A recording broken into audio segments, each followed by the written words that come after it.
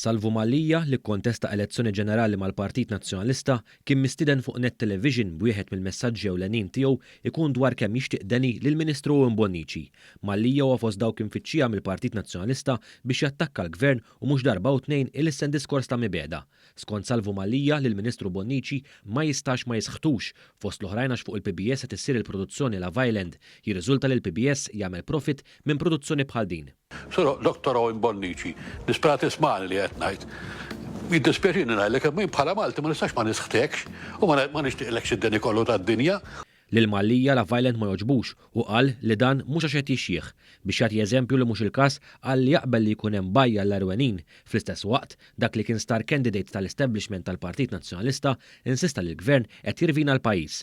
Fil-waqt li fuq l-istazzjon tal-Partit Nazzjonalista Mallia uża l-ħin tiegħu biex jitkellem kontra l-vaċċin tal-COVID-19 u għalhekk ukoll fil-konfront tal-Gvern.